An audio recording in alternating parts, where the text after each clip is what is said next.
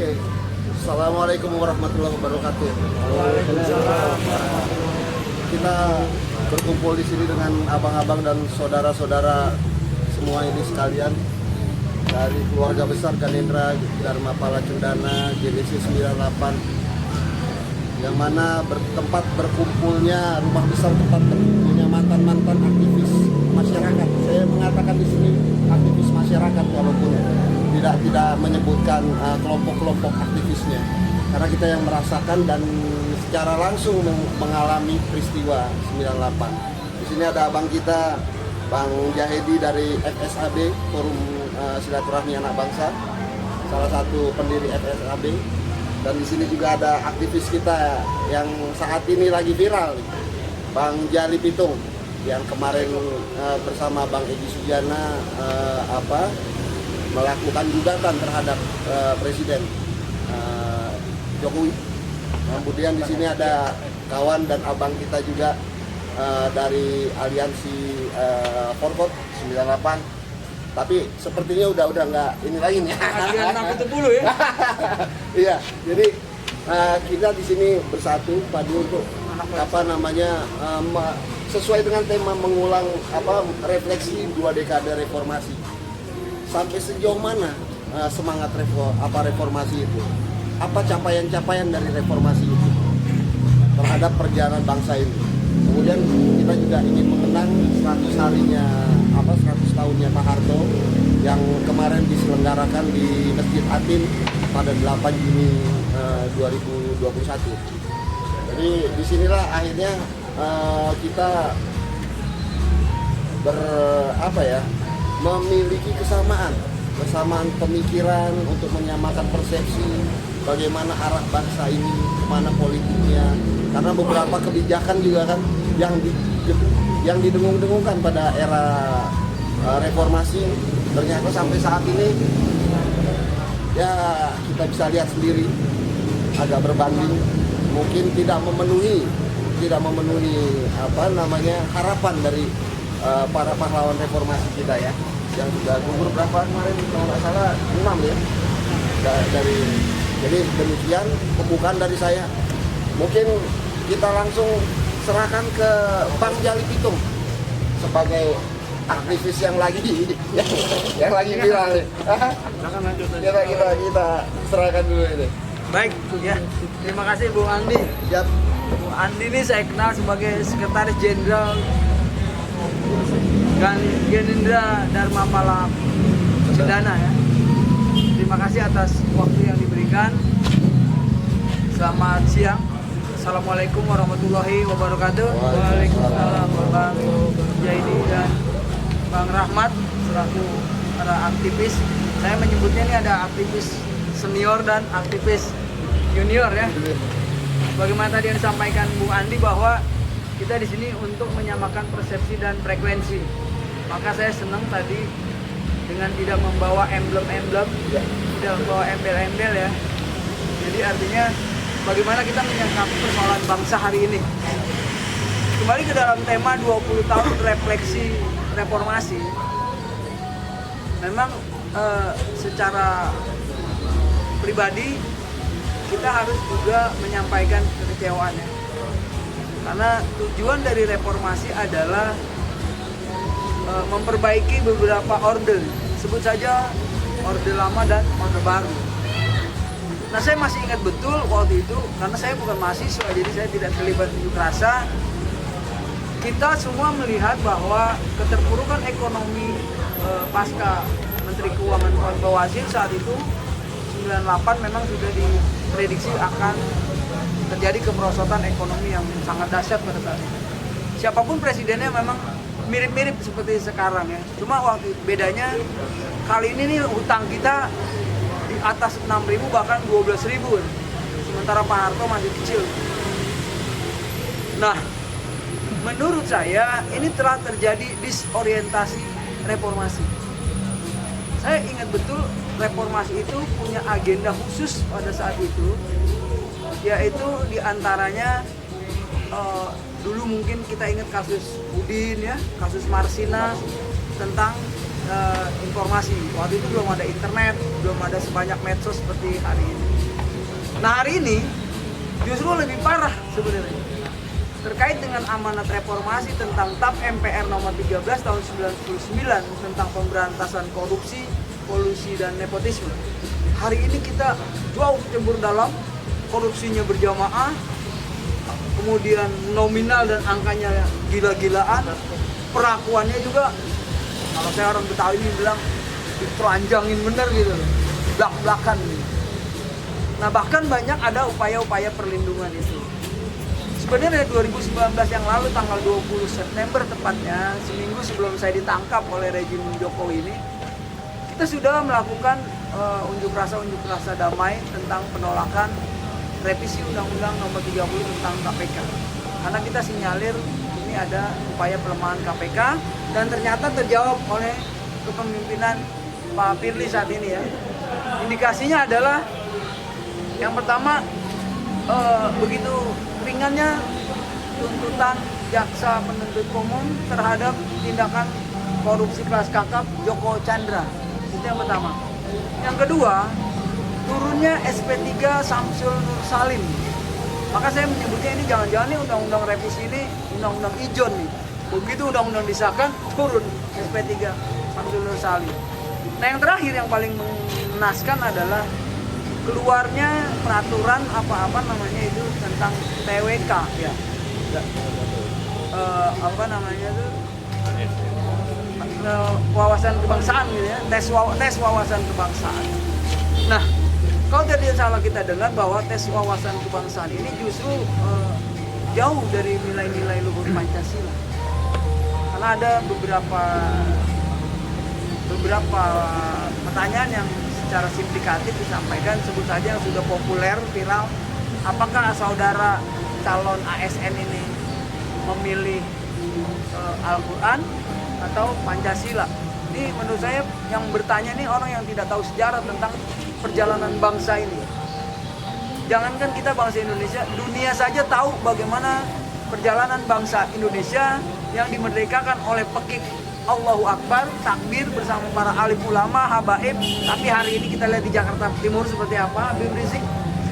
Kemudian aktivis kita Syahganda Nenggolan, Bang Jumhur Hidayat, serta Anton Permana seperti apa. Nah, jadi saya melihat bahwa Jokowi telah melakukan mirror communication. Saya ingat betul di saat Asian Leader Meeting, beliau mengatakan bahwa seluruh tahanan politik harus dibebaskan. Besoknya siapa? Munarman ditangkap oleh Densus 88. Kita jangan impor garam Madura, itu masih surplus hingga hari ini, tapi impor. Nah ini yang maksud saya, jadi Jokowi melakukan komunikasi, mirror komunikasi, jadi komunikasi yang terbalik. Nah kembali dalam tema ini, mengenang 100 tahun kelahiran Pak Harto, terlepas dari debatable yang masih berkembang, terlepas dari kekurangan Pak Presiden Soeharto sebagai manusia, beliau adalah bapak bangsa. Beliau dinobatkan sebagai bapak pembangunan yang memiliki konsep pembangunan ideal. Kenapa saya bilang ideal? Beliau punya repelita, rencana pembangunan 5 tahun. Selesai itu dieksekusi melalui pelita pembangunan 5 tahun. Tapi pasca reformasi, kita mundur jauh. Kenapa saya bilang mundur jauh? Untuk membangun satu rumah, begitu diganti kepala rumah tangganya, ini bikinnya gentengnya pakai ini, oh ini pondasinya dibongkar, akhirnya nggak kelar. Beda dengan zaman Soeharto, siapapun presiden penggantinya kemudian, ketika platform pembangunan bangsa itu sudah dibuat dalam garis besar haluan negara, maka dia konsen. Sistem controllingnya dari DPR juga bisa difungsikan. Sekarang, waduh maaf saja, makanya kita gugat dua lembaga, yaitu Presiden dan DPR RI. Itu kita sudah lakukan di Pengadilan Negeri Jakarta Pusat bersama Bang Egy Sujana dan timnya, tim pembela ulama dan aktivis. Tujuannya adalah bagaimana proses perjalanan bangsa ke depan ini harus dilakukan sesuai dengan tatanan kebangsaan yang dituangkan dalam Undang-Undang Dasar 1945, tentunya secara murni dan konsekuen. Naskah asli ya Bang? Naskah asli, bukan amandemen ya. Ini kan akibat dari amandemen 1, 2, 3, dan 4 inilah yang membuat kita jadi sumir. Maka lahirlah produksi undang-undang seperti yang sekarang jutaan buruh di seluruh Indonesia ini selalu mengecam kehadirannya dan kelahirannya sampai sudah lahir pun digugat oleh para buruh. Sampai saat ini masih ada buruh-buruh yang terus menggelorakan untuk menolak undang-undang Omnibus Law. Ini beberapa pakar hukum tata negara mengatakan Omnibus Law ini adalah undang-undang yang dilahirkan justru melanggar ketentuan undang-undang. Kira-kira seperti itu. Nah, kembali kepada Pak Harto.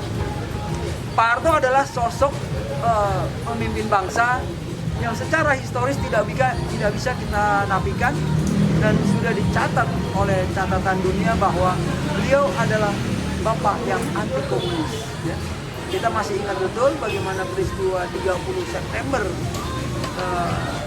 G30 SPKI itu. Beliau yang melakukan pemberantasan terhadap upaya-upaya komunisme.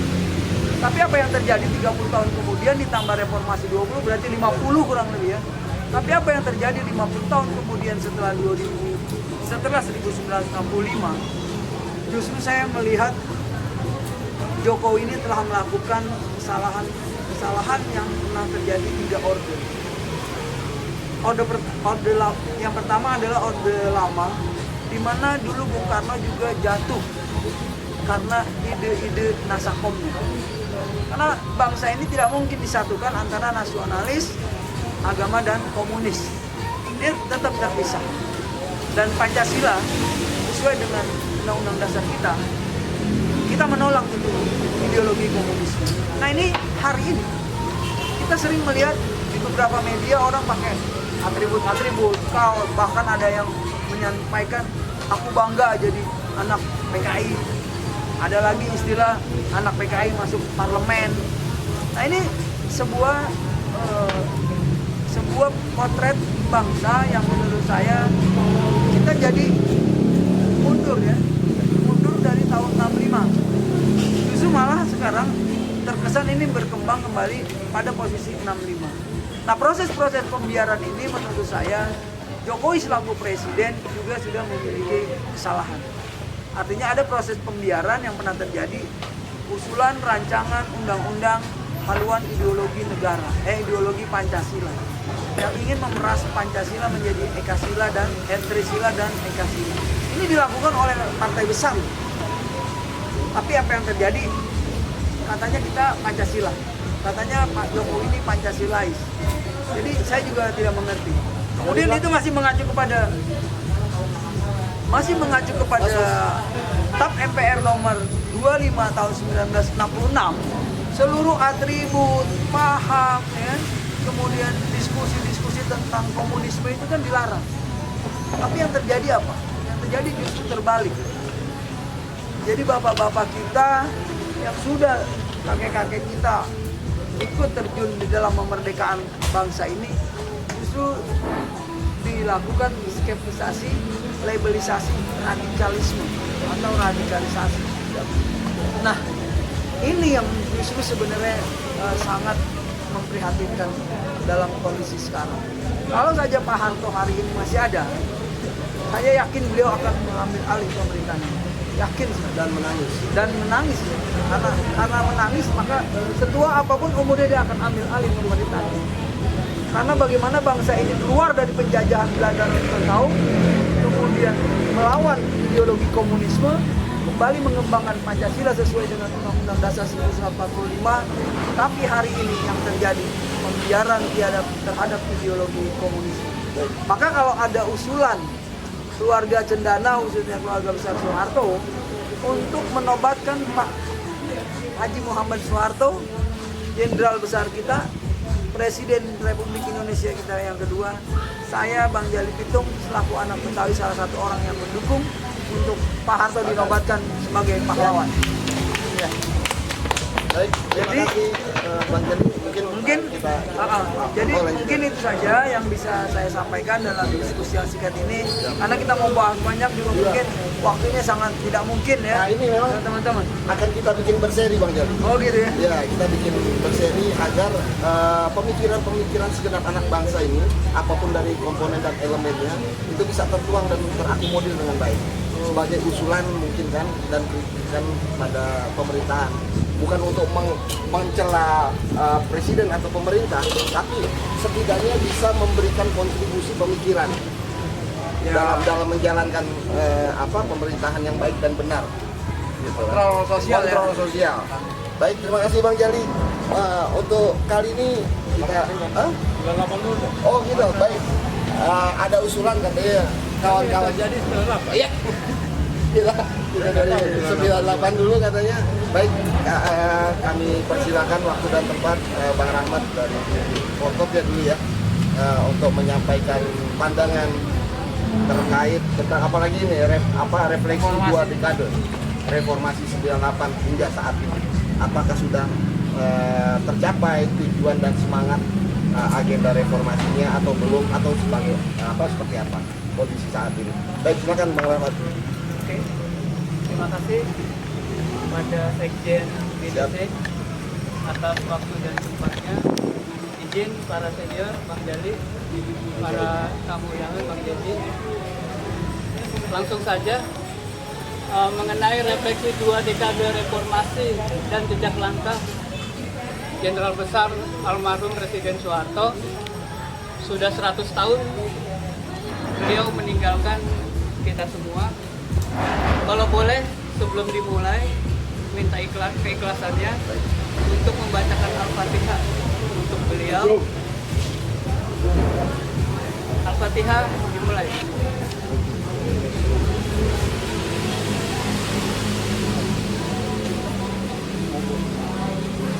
Terima kasih. Saya mulai. Jadi tanggapan saya mengenai reformasi 2 dekade yang terjadi pada tahun 1998 dengan sampai sekarang ini, menurut saya itu sudah di luar garis-garis perjuangan. Apa yang sudah dilakukan pada tahun 1998 itu tadinya itu murni perjuangan demi kemajuan dan perkembangan masyarakat di seluruh Indonesia. Terjadilah yang namanya reformasi di tahun 1998, yang dimana saat itu seluruh BEM mahasiswa yang ada di ibu kota Jakarta melakukan demo besar-besaran dan terjadi pendudukan di DPR MPR, terjadi kerusuhan antara etnis, terjadi penjarahan dengan atas nama reformasi, dan terjadilah terdampak kepada ekonomi krisis di tahun 1998. Hingga saat ini sudah 2 dekade reformasi itu berjalan dan sudah tidak ada lagi di jalurnya. Jadi amanah reformasi itu tidak dapat diimplementasikan ya saat ini. Di luar jalur, Pak. Sudah, Malah lebih ini ya, lebih blunder ya. iya, lebih memblunder. Itu di luar dari visi misi, sudah melenceng. Luar jalur. Di luar jalur. Oh, terima kasih. Dan reformasi yang sudah di luar jalur yang sampai dengan saat ini itu menurut saya juga harus ada gerakan-gerakan untuk mengembalikan semangat para aktivis-aktivis di masyarakat. Bagaimana di pemerintahan yang sekarang ini hukum-hukum yang sudah ada itu tidak lagi berpihak kepada masyarakat yang ada. Sejauh Bang Rahmat sebagai pelaku peristiwa juga, peristiwa 98 khususnya, gitu kan. Sebenarnya apa sih muatan dasar pergerakan, apakah untuk merubah atau sistem kenegaraan, atau hanya untuk menggeser atau melengsarkan kepemimpinan nasional saat itu? Jadi awal pergerakan di tahun 98 itu, terjadinya kerusuhan itu berawal dari dapur masing-masing ibu-ibu kita. Apa gitu? Iya, ekonomi. Dari tarif dasar listrik yang naik, sembako juga ikut naik, BBM naik. Itu pertama awal kali dasar pergerakan di tahun 98. Oke. Sampai terjadinya kerusuhan, sampai terjadinya penjarahan, sampai terjadinya pengerusakan di mana-mana. Nah, tapi kondisi saat ini bukannya sama aja atau malah lebih buruk atau malah lebih baik saat ini gitu? Dengan kurs dolar yang sampai saat ini hingga mencapai level 14.000, supaya kan seperti itu. Kemudian tarif dasar listrik yang beberapa kali naik, terus BBM juga yang beberapa kali naik gitu. Apakah lebih baik atau kalau dibilang ya lebih buruk dong kalau kayak gitu? Ya, kalau dilihat dari flashback ke masa lalu di tahun 98, itu lebih bagus di tahun 98 Bang, dibandingin dengan zaman sekarang ini. Artinya kalau begitu, artinya di sini ada kompor. Betul. Ya kan? Ada kompor yang mendorong gerakan mahasiswa ini untuk melengsarkan Pak Harto. Betul Bang. Gitu. Nah, apa sih tujuannya gitu? Yang mendasar ya sebenarnya. Jadi tujuan yang mendasar itu untuk pergerakan di tahun 98 itu ada tokoh-tokoh politik atau tokoh-tokoh masyarakat yang mempunyai kepentingan untuk berkedudukan di Oke. negara ini Dengan menunggangi para mahasiswa. Siap. Makasih Bang Rahmat. Baik, selanjutnya mungkin Bang Sibarus Sepata, mungkin nanti kita akan teruskan Bang Rahmat. Mungkin perjalanan Bang Rahmat dengan kawan-kawan ininya dan lain sebagainya gitu kan. Selanjutnya mungkin kita akan menyerahkan kepada abang kita, Bang Jahid, yang saat ini adalah pendiri dari Forum Silaturahmi Anak Bangsa, yang kalau nggak salah ketua umumnya Legend Agus ya? Bukan? Oh, ketua Dewan Penasihat ya Bang ya? Itu Pak Sidarto. Oke, siap. Mungkin Bang Jaidi juga ini ya, senior kita di aktivis, jadi mungkin dia akan membedah tentang konstitusinya Indonesia. Monggo Bang, silakan. Terima kasih Bang Andi. Siap. Izin Bang Jali, selamat. Jadi saya salah satu anggota pendiri Forum Silaturahmi Anak Bangsa yang di dalamnya dipimpin oleh Ketua Umumnya Suryo Susilo dan ada Pak Agus Sujoyo di dalamnya sebagai Ketua Penasihat kalau saya tidak salah, dan salah satu lagi adalah Pak Sidarto sebagai Ketua Pembina kalau saya tidak terbalikkan. Jadi saya mulai aja dengan membaca Bismillah. Assalamualaikum warahmatullahi wabarakatuh. Waalaikumsalam warahmatullahi wabarakatuh. Menanggapi kedua narasumber Bang Jali dan Bang Rahmat, kita harus berbicara pada tatanan sistem dahulu. Apa itu? Bahwa reformasi bukanlah orde. Kita pahami itu. Yang ada orde baru, orde lama, orde baru. Reformasi adalah dari ini kalimatnya reform, jadi memperbaiki orde sebelumnya. Makanya dimaknai untuk memperbaiki orde baru. Dilalah siapa yang mendemo dan siapa yang mengambil kekuasaan di sini. Bahwa yang berdemo di lapangan adalah masyarakat, mahasiswa dan lain sebagainya, dan terlibat juga kekuatan geopolitik di dalamnya. Kita tahu itu.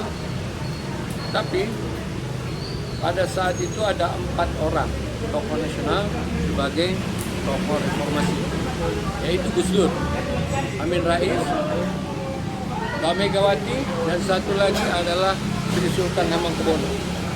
Ciganjur Ya, itu adalah elemen Ciganjur. Jadi kalau kembali ke sana, maka seharusnya yang direformasi itu adalah kebijakan, bagaimana tata kelola dan tata cara pengelolaan negara, penyelenggaraan negara. Tapi apa yang terjadi?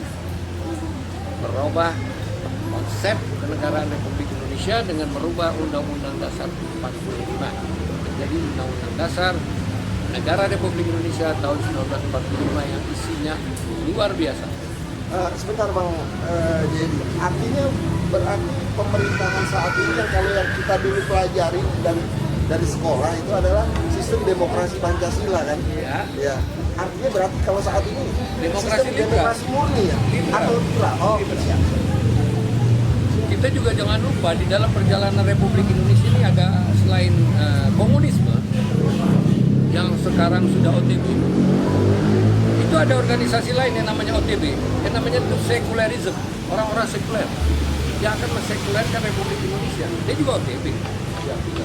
Dan kita harus sadar itu bahwa pertanyaan saya itu tergelitik tadi dari dua pertanyaan. Tadi mengenai adanya radikal dan lain sebagainya. Pertanyaan saya, apakah Republik Indonesia kalau mau dibikinkan khilafah tidak bisa pada tahun 1945? Bisa kan? Tapi kenapa tokoh-tokoh Islam tidak memilih?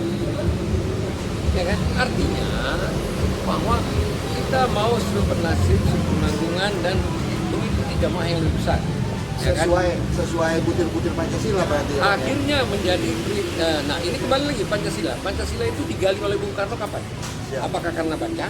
Ya. Ataukah karena melihat zaman Majapahit atau Mataraman? Ataukah melihat para pejuang Republik Indonesia dalam mendirikan Republik?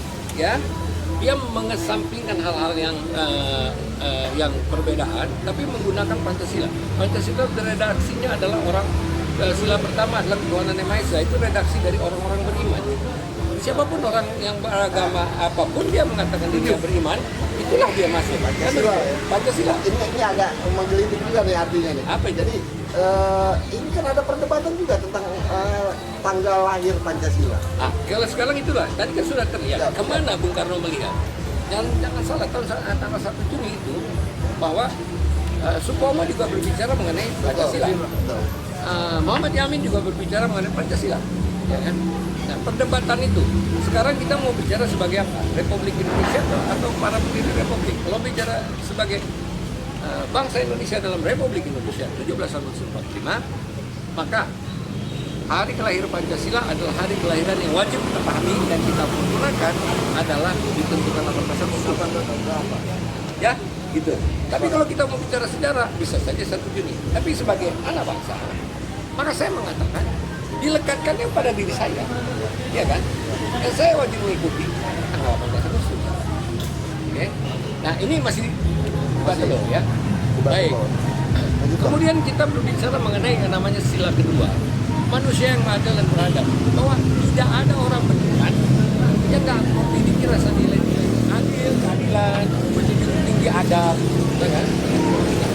Pembentukan Republik Indonesia adalah pernyataan dari orang-orang yang beriman itu, orang-orang yang memiliki rasa keadilan dan beradab, tidak mau dijajah dan bersatu berpikir untuk membangun sebuah negara. Metode yang ditempuhnya apa? Bermusyawarah, bermufakat, ya kan? Nah dalam permusyawarah mufakat itu, bahwa tidak ada sebuah kelompok menyatakan kebenarannya mutlak, tapi bersama-sama saling bermusyawarah mana yang tepat dilakukan. Tujuannya apa?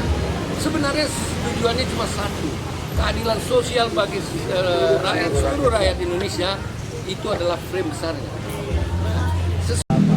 Kalau menangkap dari penjelasan Bang Jani dalam hal ini, artinya reformasi itu kayaknya ini merubah, Memperbaiki, ya merubah atau memperbaiki bukan merubah, memperbaiki apa yang terjadi di Orde Baru. tatanan politik, Ya, seperti itu ya. tatanan politik dan tata kelola negara. Oke, siap. Nah, yang terjadi adalah Berarti ada kepentingan khusus dong di balik itu, Pak. oh iya sekarang ya. Ya kan? Sekarang Mungkin ada. pergerakan kawan-kawan mahasiswa dulu kan seperti Bang Rahmat ini dulu murni, ya benar juga atau Bang Rahmat ada yang menunggangi juga Bang kalau begitu Bang. Oh, sekarang kita tidak pernah, Indonesia ini adalah dijajah atau Nusantara dijajah itu tidak terlepas dari kepentingan geopolitik, Oke. kepentingan internasional. Siap. Tapi teman-teman dari 98 aktivis ini lupa. Mereka hanya mengusung untuk mengganti Pak Harto, bukan mengganti rezim. Ya. Sampai hari ini saya katakan orang Orde Baru masih berkuasa. Ya. siapa yang mau bantah dan siapa yang berani bantah. Silakan lihat siapa tokoh-tokoh nasional ini, binaan Orde Baru semua, dan orang Orde Baru ansih, gitu ya, 100%, ya kan? Nah, artinya reform orang Orde Baru, perbuatan yang tidak Orde Baru, tapi akhirnya merubah karena dirubahnya Undang-Undang Dasar. Ya, perubahan Undang-Undang Dasar sekarang apa yang terjadi? Pancasila itu bukan sebagai living ideology atau working ideology, atau dia sudah menjadi redaksional. Dia hanya menjadi kalimat yang berurutan secara redaksional. 1. Silanya ketuhanan yang Maha Esa. 2. Kemanusiaan yang adil dan beradab. 3. Persatuan Indonesia. 4. Kerakyatan yang dipimpin oleh permusyawaratan dan perwakilan. Dan 5. Keadilan sosial. Coba tanya, di mana itu sekarang? Ya, setiap sila itu di mana? Bahkan kalau kita tanya lebih jauh, apa sih filosofinya Pancasila yang mereka ketahui? Nggak tahu. Bahkan ada yang nggak hafal kok urutan-urutan redaksionalnya.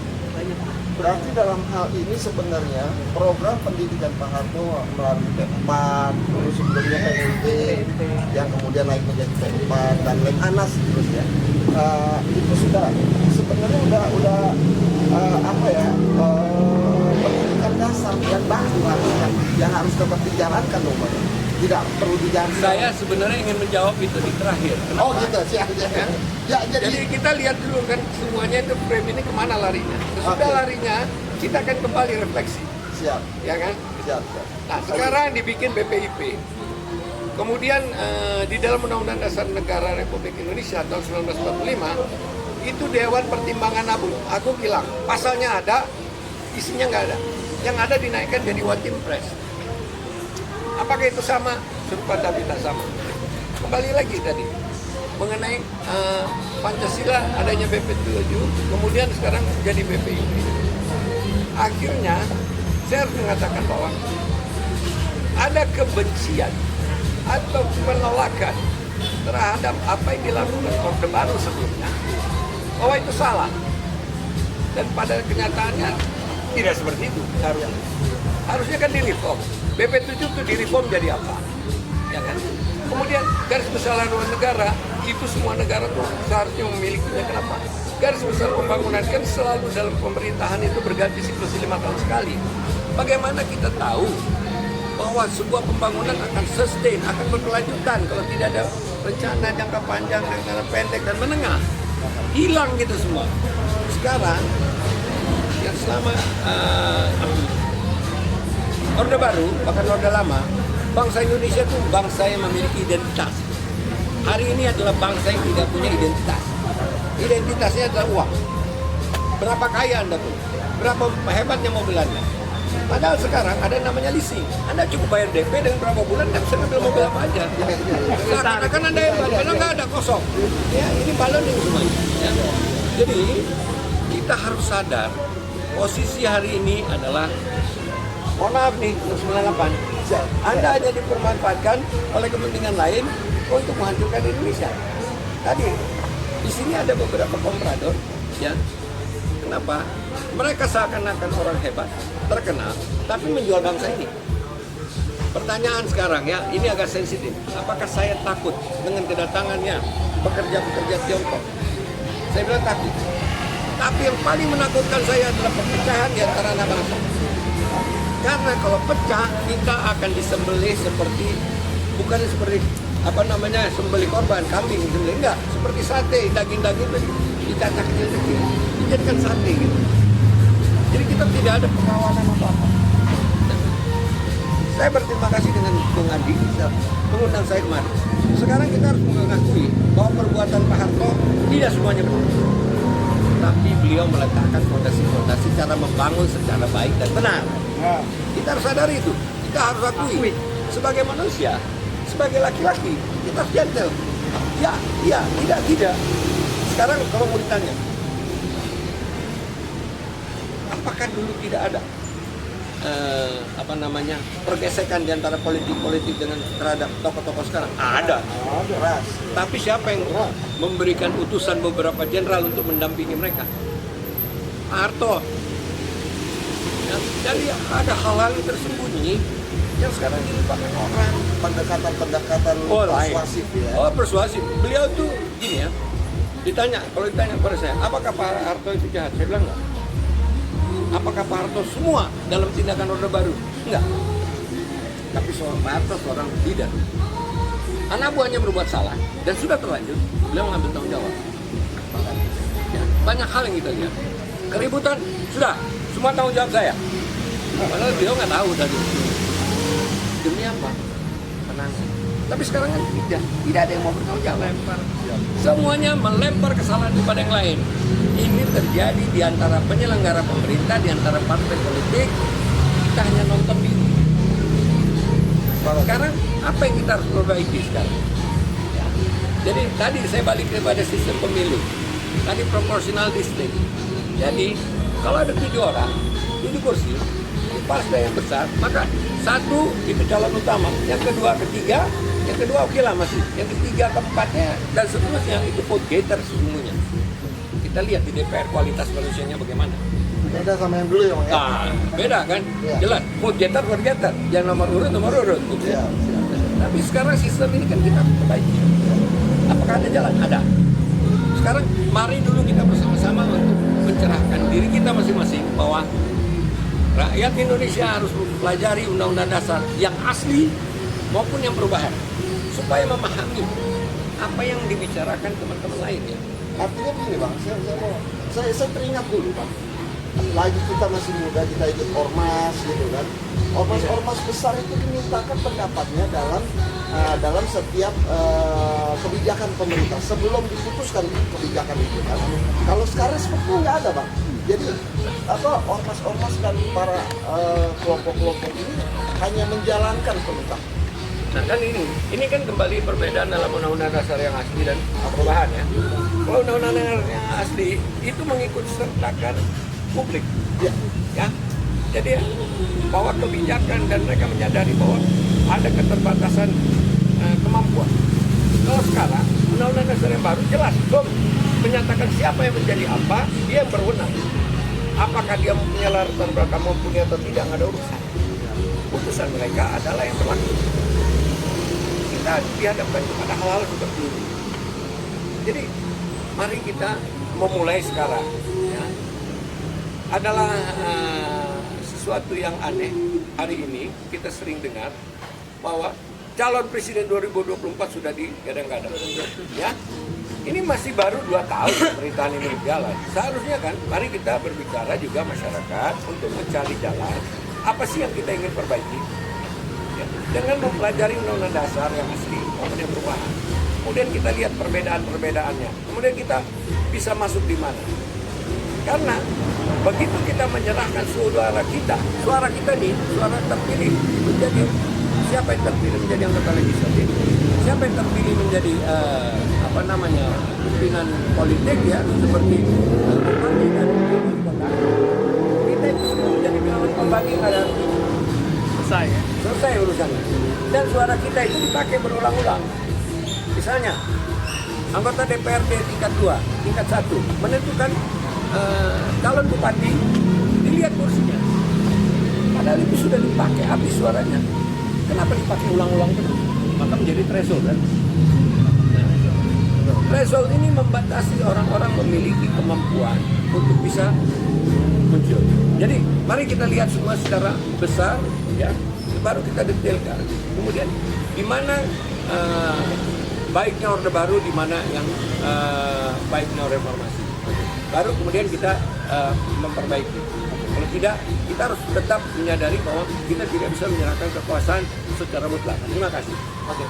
Siap. Terima kasih Bang Jaidi. Mungkin udah cukup panjang dan dalam juga nih arahnya.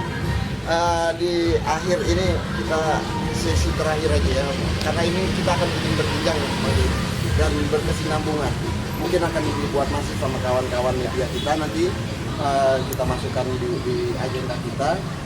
Jadi mungkin di akhir acara ini mungkin saya ngambil kesimpulan bagaimana pandangan dan pendapat dari ini tentang Pak Harto dan tentang reformasi serta arah langkah baiknya perjalanan bangsa ini. Mungkin dari Bang Rahmat dulu kesimpulannya, nanti lanjutkan Bang Jali dan Bang Jai. Oke. Mengenai kesimpulan atas pemimpinan Presiden Soeharto 32 tahun berkuasa memimpin dan membangun Indonesia itu mutlak, Bang. Saya setuju almarhum Jenderal Besar Presiden Haji Muhammad Soeharto itu harus dinobatkan menjadi pahlawan. Baik, terima kasih Bang Rahmat. Mungkin Bang Jali selanjutnya. Baik. Terima kasih. Saya hanya ingin berpesan nih kepada anak-anak kita, adik-adik kita, khususnya para generasi bangsa ke depan. Kami ini kan tadi udah diskusi, mungkin ya tinggal sisa berapa tahun lagi ya Pak. Jadi diminta atau tidak diminta, dipungkiri atau tidak dipungkiri, nasib bangsa ini tuh tergantung oleh masa depan bangsa kepada generasi muda. Kita menjerit hari ini di mana generasi muda sebagian besar lebih cenderung mencintai internet, game, bahkan secara Dan budaya luar ya Bang. budaya luar, dan secara eksplisit saya menyaksikan langsung betapa gagalnya negara ini membina bangsanya sesuai dengan amanat pembukaan undang-undang ya, mencerdaskan bangsa. Itu 87% di lapas yang saya huni, di lapas Pemuda Kota Tangerang, itu akibat penyalahgunaan narkoba. Nah ini negara gagal dalam rangka mencerdaskan bangsa. Sehingga seperti apa yang tadi Kak Handa bilang, bagaimana kita bisa melanjutkan perjuangan bangsa ini secara murni dan konsekuen ketika sumber daya manusianya seperti ini. Nah maka ke depan yang penting adalah kita harus memikirkan sistem pemilihan umum. Sistem pemilihan umum ini juga sempat saya gugat nomor 7 tahun 2017 dulu di KPU karena ini menurut saya undang-undang banci. Jadi yang pertama adalah suara yang sudah mati dibuat patokan untuk menuju parliamentary threshold dan presiden threshold. Kemudian undang-undang ini juga tidak mewajibkan incumbent itu cuti atau mengundurkan diri. Nah ini kan memberi peluang untuk melakukan abuse of power ya, kekuasaan dalam kebijakan dia dalam kampanye apa dan sebagainya, sehingga terjadi ketimpangan. Nah kemudian tentang sistem pemilu mengenai terbuka, tertutup, distrik dan sebagainya, Bang, itu saya setuju karena cita-cita bangsa kita ini sebenarnya yang tadi disampaikan bahwa hari itu mau dibuat khilafah jadi, mau dibuat Pancasila jadi, tapi mengingat perjuangan bangsa yang heterogen, multi etnis dan ribuan pulau, kita sepakat para ulama waktu itu, tidak perlu saya ulangi karena ada di dalam sejarah, yang mungkin yang dicoret itu sejarahnya. Nah, itu beliau-beliau memiliki sebuah kesepakatan, sebuah konsensus yang bernama Pancasila. Karena tadi sudah dikupas tuh tentang menemukannya kapan, digalinya kapan. Itu kan baru cari-cari ya. Kemudian direvisi, diperbaiki, lahirlah Pancasila pada 18 Agustus 1945. Saya tidak mau terjebak dalam perdebatan tentang Kepres nomor berapa saya lupa, Pak Jokowi menentukan tanggal 1 Juni ya. Nah, kepada anak-anak bangsa saya berpesan hari ini negara tidak dalam keadaan baik-baik saja. Baik secara politik, ekonomi maupun ideologi, ya kan? Jadi saya menyebutnya hari ini telah terjadi disorientasi proklamasi. Karena tujuan dari proklamasi adalah menjauhkan dari penjajahan, menjauhkan diri dari kezaliman, tentunya kepada Pancasila yang diuraikan ujungnya adalah keadilan sosial bagi seluruh rakyat Indonesia. Hari ini yang kita lihat potretnya, saya nggak tega menyebutnya, jadi Anda aja. Jadi mohon Anda, adik-adikku, para mahasiswa, sekarang jangan malu lah emak-emak. Jadi BEM sekarang ini yang sering mendampingi saya itu BEM, barisan emak-emak militan. Itu luar biasa, di setiap kesempatan kami selalu ada. Nah mudah-mudahan dengan pertemuan yang singkat ini, sesederhana ini, bisa mengantarkan pesan-pesan politik, pesan-pesan moral ini kepada anak bangsa. Demikian penutup dari saya. Assalamualaikum warahmatullahi wabarakatuh. Silakan Bang Jai. Terima kasih Bang Jai. Penutup dari saya, bahwa Republik ini dia akan selalu diserahkan kepada yang penerusnya.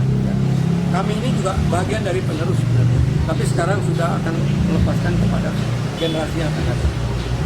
Jadi apa yang terjadi kalau generasi yang akan datang tidak tahu, tidak paham mengenai sejarah pendirian Republik. Akhirnya mereka akan kehilangan, menjadi kelompok manusia yang lost identitas, lost identity. Artinya begini, bahwa dengan mempelajari sejarah, dengan membuka sejarah, kita tahu, kita menghormati adat istiadat dari berbagai daerah, kemudian kita menghormati dari perbuatan baik dan benar dari para pemimpin negara. Kemudian juga kita bisa mencari jika ada kesalahan, kita mengoreksinya tanpa perlu menyalahkan orang. Itu penting. Hari ini Republik Indonesia, saya pribadi mengatakan dalam bahaya besar, sangat besar. 2 tingkat ya. lebih mati. Jadi kalau orang-orang yang mengatakan NKRI harus mati, mana pertanggungjawabannya lu ngurusin nih generasi penerus? Jangan cuma stigma, slogan bahwa jargon, stigma orang radikal ini itu, tapi sekarang negara dalam keadaan bahaya besar. Republik Indonesia 17 Agustus 45 merdeka, tapi apakah hari ini berdaulat? Nanti dulu. Jadi kita sadar-sadarnya usia kami tinggal berapa sih? Ya. Kalau dibilang saya aktivis, saya sebenarnya juga bukan aktivis. Saya hanya orang yang peduli dalam membentuk sesuatu organisasi untuk tidak terjadi perpecahan, tidak mewariskan konflik dan tidak membuat konflik baru. Tapi hari ini saya tidak tahu membicarakan apakah terwariskan konflik atau terbuat konflik baru yang ada hancur-hancuran. Boleh orang mengatakan apapun namanya, tapi salah-salah Republik ini tergadai dalam waktu dekat. Jadi kepada adik-adik saya, saudara saya, angkatan-angkatan muda, tolong pelajari Undang-Undang Dasar 45 yang asli dan perubahan, dan juga membaca sejarah dengan baik. Jangan cuma membaca satu buku. Kira-kira demikian supaya Anda menjadi tercerdaskan, tercerahkan. Dari saya demikian. Wassalamualaikum warahmatullahi wabarakatuh. Waalaikumsalam warahmatullahi wabarakatuh. Terima kasih Bang Jayadi, Bang Rahmat, Bang Jayadi. Jadi melihat dan mendengar dari komentar-komentar, pandangan-pandangan, dan juga sejarah perjalanan hidup masing-masing ini. Sejarah perjalanan hidup masing-masing, dan ternyata kita bisa menarik kesimpulan dari ini semua, bahwa pemerintahan ini berjalan sesuai dengan amanah konstitusi Undang-Undang Dasar 45 dan Pancasila adalah pada era Pak Harto.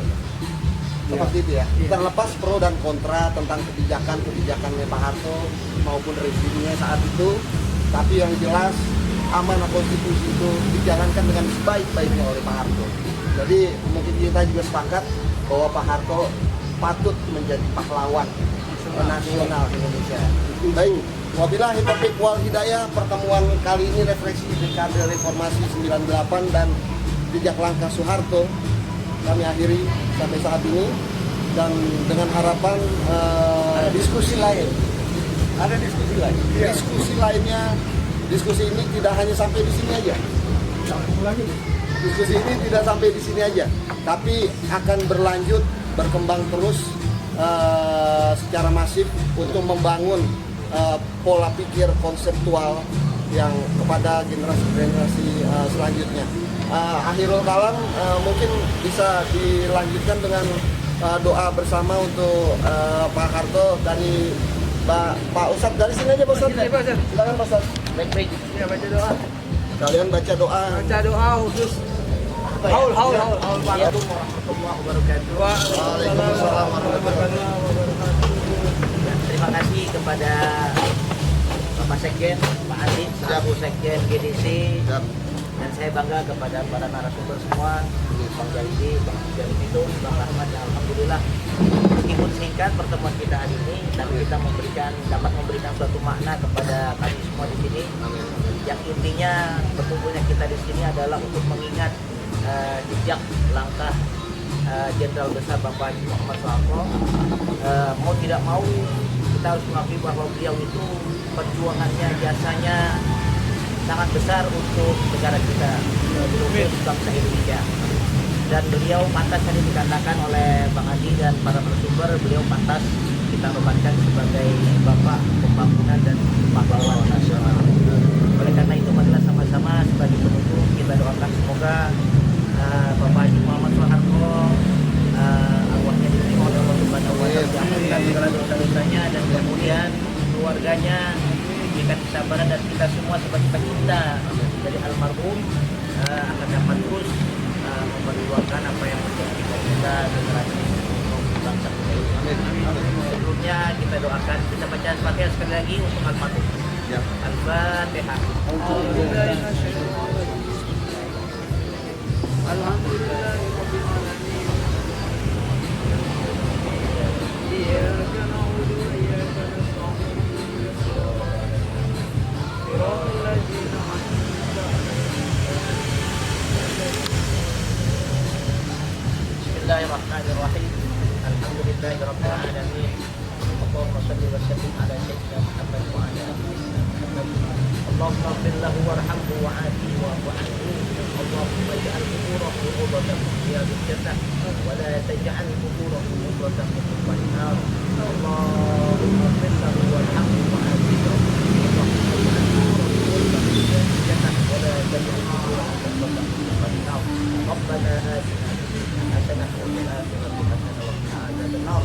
اللهم اجعل بلادنا بلادا آمنا طيبة ورب الصبور. وصلى الله على خير خلق سيدنا محمد نبيه وعلى آله وصحبه وسلم والحمد لله رب العالمين. السلام عليكم ورحمة الله وبركاته. Merdeka. Merdeka.